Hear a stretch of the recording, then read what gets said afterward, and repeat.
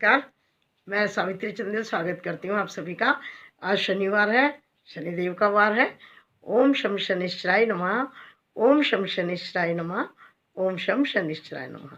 तो आज मैं बात करती हूँ शनिदेव की पौराणिक कथा की, कि एक बार 9 ग्रह आपस में झगड़ा करने लगे। उनका आपस में तकरार हो गया, विवाद हो गया।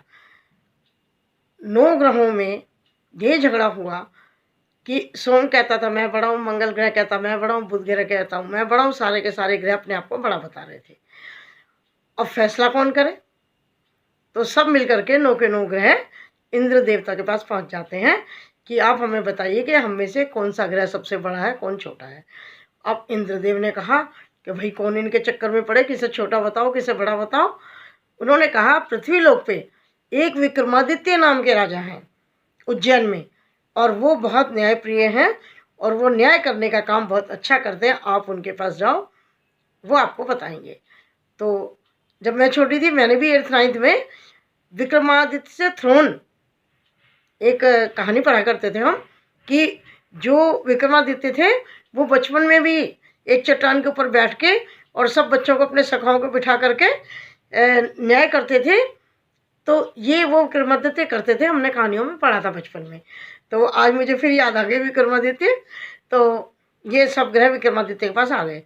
विक्रमादित्य राजा ने सारी बात सुनी, सोचा कि अब आए हैं तो न्याय तो करना है।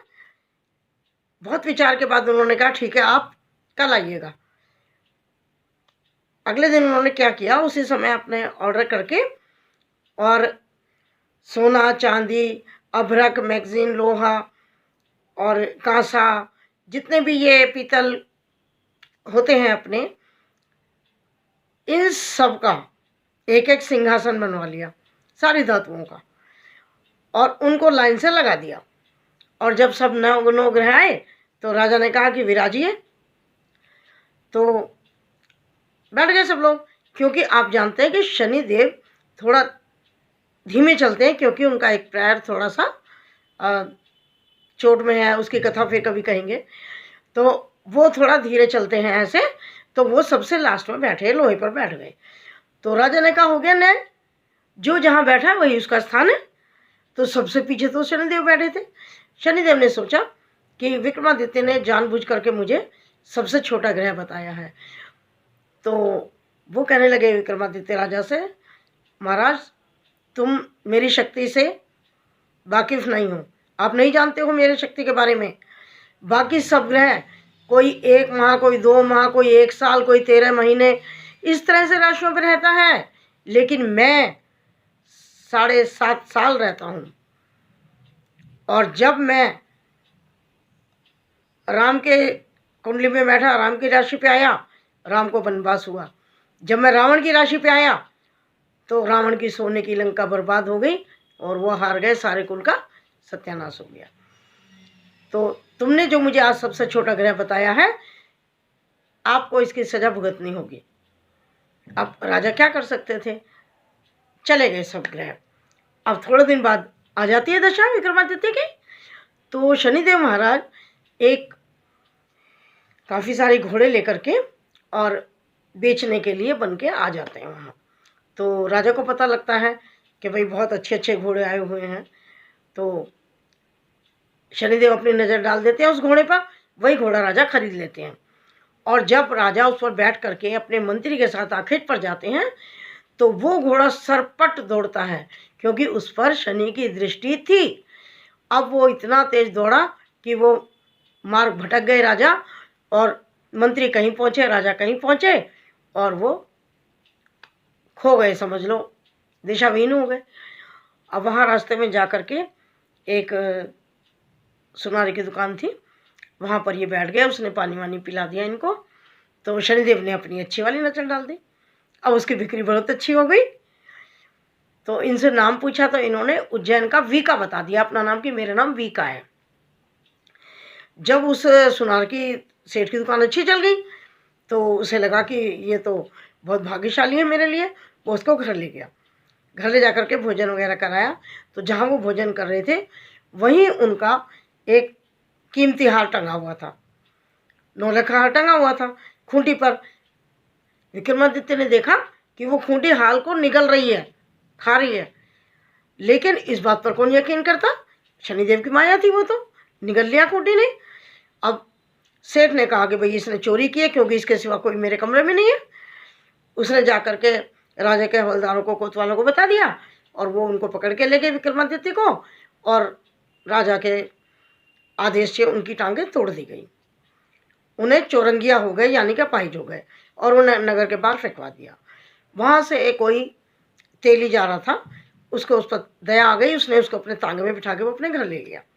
तो कोल्हू बैल चलाते हैं, आपको पता है, ऐसे कोल्हू चलता है, बैल चलते हैं, तो उससे तेल निकलता है। तो उसने कहा विक्रमादित्य को कि भाई तुम बैठे बैठे मेरे बैल हाँक दिया करो, ऐसे मुंह से होता है ना आवाज़, आपने देखी होगी गाँव में। तो ये कट कट के आवाज़ को सुन करके बैल चलते रहते हैं। तो वो बैठ करके ये काम पे करने लगा, यानी उसे एक काम मिल गया। अब होते होते कितने साल बीत गए, सब चला गया। अब एक दिन वो मल्हार गा रहे थे, दीपक मल्हार गा रहे थे। अब वो आवाज़ उस राजकुमारी के कान में पड़ गई, जिस राज्य में थे वो। अब वो राजकुमारी उनकी आवाज़ से मोहित हो गई। उन्होंने कहा कि ये जो भी व्यक्ति ये गाना गा रहा, मैं इससे विवाह करूँगी। अब खोजबीन की गई भी कौन गा रहा है, देखो। अब पता लगा चौरंगिया। तो राजा के दूतों ने बताया कि भाई ऐसे वो है। तो राजा को पहले तो क्रोध आया, क्योंकि वह तो सजा भी दे चुके थे उसको चोरी में, लेकिन राजकुमारी नहीं मानी, मन भावनी राजकुमारी थी वो। उसने कहा कि नहीं, मैं इसी से विवाह करूँगी। अब जिद के आगे राजा झुक गए। उन्होंने गंगू तेली को बुलाया और बोले कि भाई शादी की तैयारी करो, और उन्होंने कुछ पैसे भी उसको दिए, शादी हो गई। अब कुछ दिनों के बाद में शनिदेव महाराज सपने में आए विक्रमादित्य के और बोले, हाँ विक्रमादित्य, देख ली मेरी ताकत, देख ली मेरी शक्ति, या और भी कुछ देखना चाहते हो? विक्रमादित्य ने कहा कि शनिदेव महाराज मुझे क्षमा कर दो, मुझसे भूल हो गई। तो शनिदेव ने क्षमा कर दिया और उनके पैर भी ठीक हो गए। राजकुमारी सुबह देख करके सब हैरान। फिर उन्होंने बता दिया राजा को भी और राजकुमारी को भी कि मैं विक्रमादित्य राजा हूँ उज्जैन का। फिर उनका बड़ा मान सम्मान हुआ, सब लोग बड़े खुश हो गए। अब वो सेठ तो डर गया, जिसने चोरी के इल्जाम में इसको बंद कराया था। अब वो आकर के पैरों में पड़ गया, क्षमा मांगने लगा। तो विक्रमादित्य ने कहा, नहीं, इसमें किसी की कोई भूल नहीं है, मेरे ऊपर शनि का प्रभाव था, और शनि देव के क्रोध के कारण मेरे साथ ये सब कुछ हुआ, आपकी इसमें कोई दोष नहीं। तो सेठ ने कहा कि पहले आपने एक राहगीर के रूप में मेरे यहाँ भोजन ग्रहण किया था, लेकिन अब राजा विक्रमादित्य होकर मेरे यहाँ भोजन ग्रहण करिएगा, तो मैं समझूंगा आपने मुझे क्षमा किया। तो राजा ने अपनी राजकुमारी का विवाह करके काफ़ी सारा सामान दे करके उनको विदा किया। फिर वो सेठ के यहाँ पे भी उन्होंने जा कर के भोजन किया। फिर उनकी एक बेटी थी श्री कमरी, उन्होंने उसका विवाह भी उनके साथ कर दिया, और वो राजा दोनों रानियों को लेकर के अपने उज्जैन की तरफ चले, और वहाँ जा कर के सूचना पहुँचा दी रानी को कि भाई राजा आए हैं। सारे राज्य के अंदर बड़ी खुशी की लहर दौड़ गई, सब दीपावली मनने लगी, सब लोग बड़े मान सम्मान के साथ इनको लेकर गए। फिर इन्होंने ढिंडोरा पीटते थे ना, पुराने ज़माने में तो ढिंडोरा पीटा जाता था, ढिंडोरा पिटवा दिया कि शनि ग्रहों के ताज हैं, सबसे बड़े ग्रह हैं, और उन्होंने उज्जैन में इनके बहुत सारे भव्य मंदिर बनाए, और वहाँ पर फिर शनिदेव की पूजा होनी शुरू हो गई, और सब लोग व्रत करने लगे, उपवास करने लगे, और शनिदेव की पूजा करने लगे। आज भी आप देखिए उज्जैन में शनिदेव भगवान के बहुत मंदिर हैं।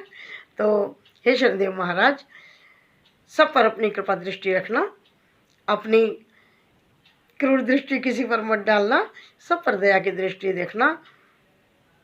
ओम शम शनिश्चराय नमः, ओम शम शनिश्चराय नमः, ओम शम शनिश्चराय नमः। धन्यवाद।